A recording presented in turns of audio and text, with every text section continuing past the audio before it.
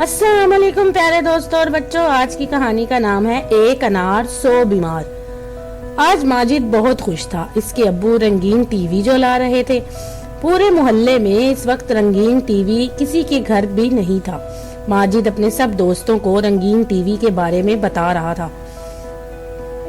यार माजिद, रंगीन टीवी में तस्वीर तो बड़ी खूबसूरत लगती होगी। माजिद के एक दोस्त ने पूछा।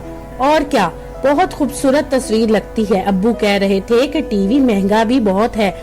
अभी माजिद अपने दोस्तों को बता ही रहा था कि इसके अब्बू एक टैक्सी में रंगीन टीवी रखकर ले आए।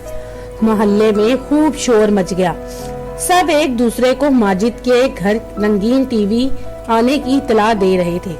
माजिद के घर रंगीन टीवी क्या आया कि मोहल्ले के सभी छोटे बड़े इसके घर किसी न किसी बहाने से आने लगे।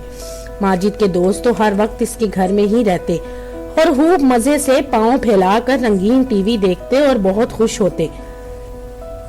माजिद के अब्बू ने जब अपने घर में इतना रश देखा तो वो अपनी बेगम से कहने लगे, लो भाई, घर में रंगीन टीवी क्या आ गया, साथ में मोहल्ले वाले भी ले आए, वो भी इतने सारे। पूरे मोहल्ले में सिर्फ हमारे घर रंगीन टीवी आया था। माजिद की अम्मी ने खुश होते हुए कहा, हाँ तो ठीक कहती हो, हाँ एक अनार 100 बीमार। माजिद के अब्बू भी हंसते हुए कहा और किसी काम से बाहर चले गए।